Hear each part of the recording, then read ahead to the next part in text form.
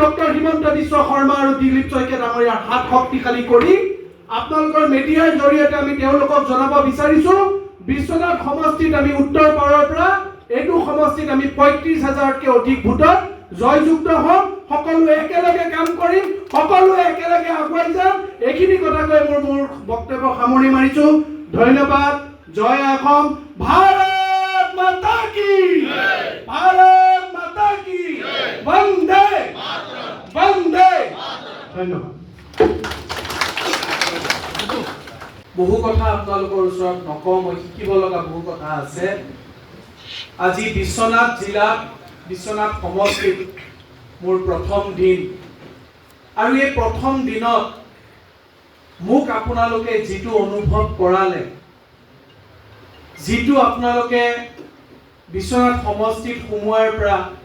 এই মঞ্চত আহি উপস্থিত হোৱালৈকে যিখিনি অনুভৱ কৰালে এটা কথা সঠিক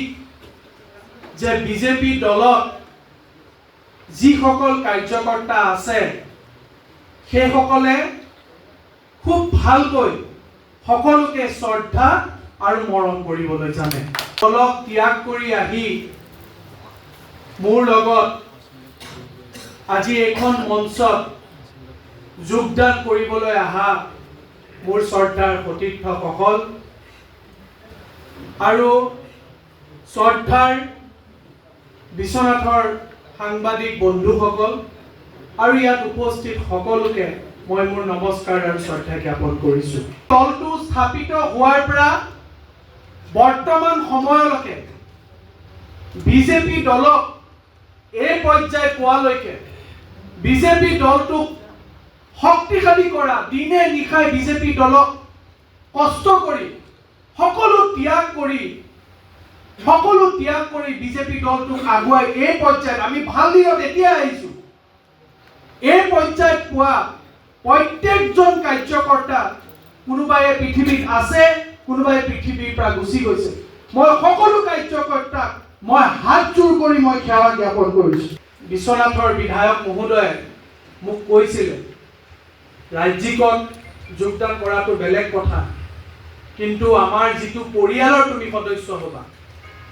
এইটো পৰিয়ালত আনুষ্ঠানিকভাৱে আকৌ এবাৰ যোগদান কৰিব লাগিব বা উপস্থিত হ'ব লাগিব আৰু মই তেতিয়াই অনুভৱ কৰিছিলোঁ কাৰণ মোৰ পিতৃ ৫০টা বছৰ ৰাজনৈতিকভাৱে বিশ্বনাথত সক্ৰিয় হৈ আছিল যদিও বৰ্তমান কোনো ৰাজনৈতিক দলত নাই আৰু মই মোৰ ৰাজনৈতিকভাৱে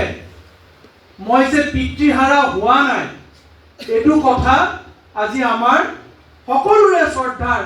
ৰঞ্জিত দত্ত ডাঙৰীয়াই আৰু প্ৰমোদ বৰঠাকুৰ ডাঙৰীয়াই দিগন্ত ঘাটুৱাৰ ডাঙৰীয়াই আৰু জিলা সভাপতি আমাৰ অসীম দাস ডাঙৰীয়াই মোক দেখাই দিলে তাৰ কাৰণে মই তেওঁলোকক ধন্যবাদ জ্ঞাপন কৰিছোঁ